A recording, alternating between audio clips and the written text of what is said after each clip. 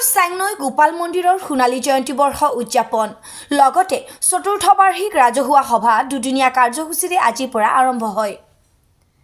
আজি প্ৰথম দিনা পতাকা উত্তোলনৰ লগতে বিভিন্ন কাৰ্যসূচী ৰূপায়ণ কৰা হয়। সাংস্কৃতিক শোভাযাত্ৰাৰ উদ্বোধন কৰে বিশিষ্ট সমাজকৰ্মী পৰিচালক তথা অভিনেতা ধীৰেন কুমাৰ বৰ্মনে।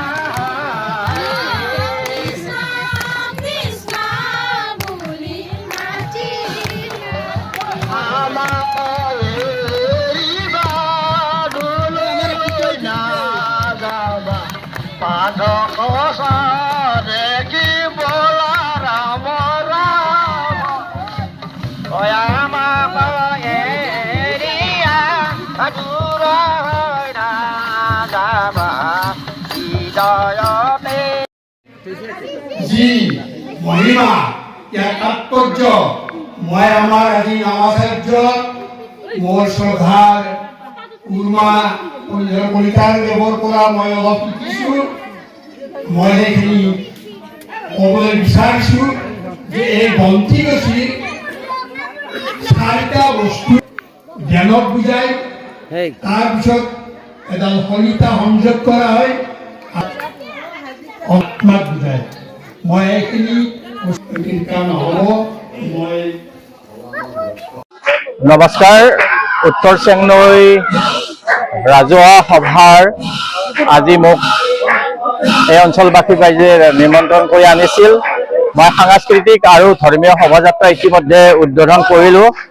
ইয়াৰে আহি সঁচাকৈ ভাল লাগিছে। ইয়াৰে যিসকল উদ্যমী যুৱক বন্ধু আছে, মোৰ কেইবাজনো চিনাকি আছে ইয়াত। এই অনুষ্ঠানটোৰ জৰিয়তে এই অঞ্চলবাসী ৰাইজৰ যিখিনি কৃষ্টি সংস্কৃতি, এই কৃষ্টি সংস্কৃতিখিনিও আজি ইয়াতে প্ৰতিফলিত হৈছে।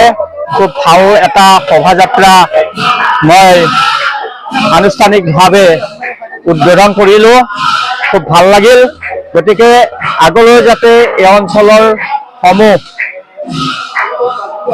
মহিলা হওক বা পুৰুষ হওক বা ডেকা হওক যুৱক হওক আটাই যাতে লগ লাগি এই অঞ্চলবাসী ৰাইজৰ যিখিনি কৃষ্টি সংস্কৃতি যিখিনি আছে, এই কৃষ্টি সংস্কৃতিখিনিও যাতে অধিক আগবঢ়াই নিয়ে, মই তাকে কামনা কৰিছোঁ।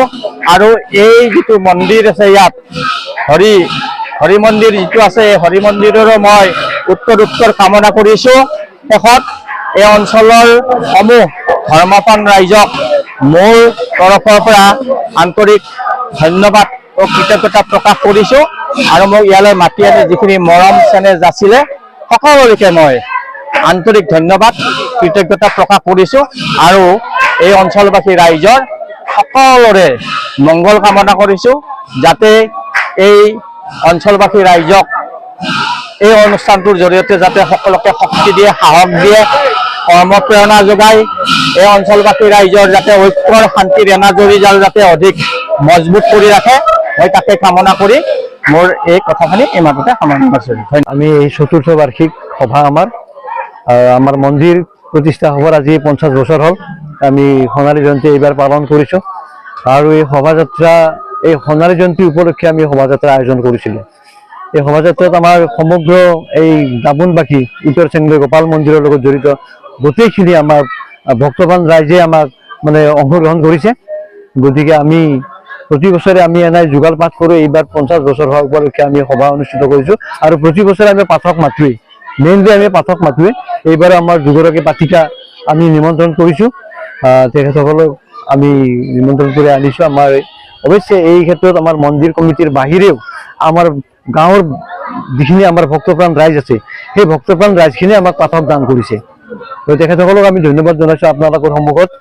গতিকে আমি আজিৰ প্ৰথম দিন কাৰ্যসূচী আমাৰ এতিয়ালৈকে আমাৰ যুগল পাঠ অনুষ্ঠান এইমাত্ৰ শেষ হ'ল আৰু হয়তো ঘোষা দুই এটি গাব।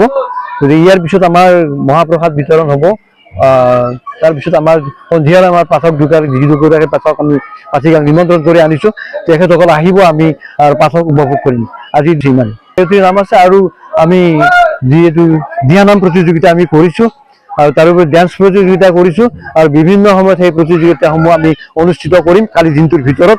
আৰু বিভিন্ন গণ্যমান্য ব্যক্তিসকলক আমি এই প্ৰসংগত আমি নিমন্ত্ৰণ জনাইছোঁ। গতিকে আমি অহাকালি দিনটো আমি প্ৰভুৰ ওচৰত প্ৰাৰ্থনা কৰিছোঁ যাতে আমি সুকলমে পাৰ কৰিব পাৰোঁ। নিউজ এক্সপোৰ্ট ইত্যাদি A to Z।